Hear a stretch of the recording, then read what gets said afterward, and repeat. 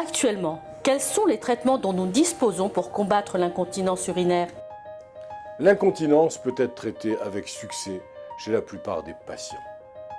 Si des médicaments, par exemple des diurétiques ou certains antidépresseurs, ou une maladie, je l'ai cité tout à l'heure, comme le diabète ou une vaginite atrophique, sont à l'origine du problème, il est possible d'arrêter le médicament, de lui en substituer un autre, ou bien de traiter la maladie causale.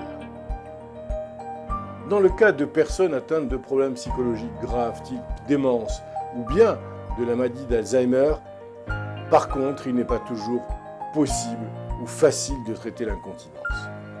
Dans de tels cas, le port de sous-vêtements appropriés ou l'utilisation de bassins hygiéniques ou de sondes urinaires, ce sont des tubes flexibles qui canalisent l'urine, est parfois utile et nécessaire.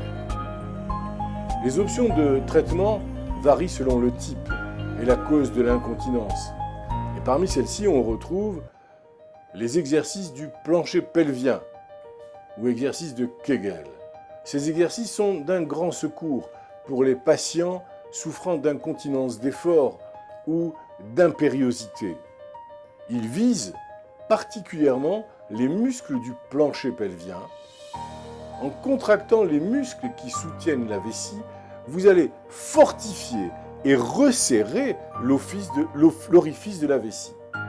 Les exercices de Kegel doivent être effectués régulièrement pour donner des résultats intéressants. Il se peut parfois attendre 6 mois pour que on commence à voir les pleins effets du traitement. La rééducation vésicale ou entraînement comportemental. Ça aussi, c'est un traitement qui peut être utile pour les personnes souffrant d'incontinence, d'effort ou d'impériosité.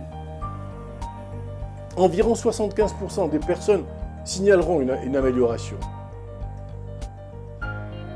Vous allez apprendre à contrôler l'évacuation de l'urine et acquérir des habitudes vésicales au cours d'un programme d'entraînement pouvant durer de quelques semaines à quelques mois.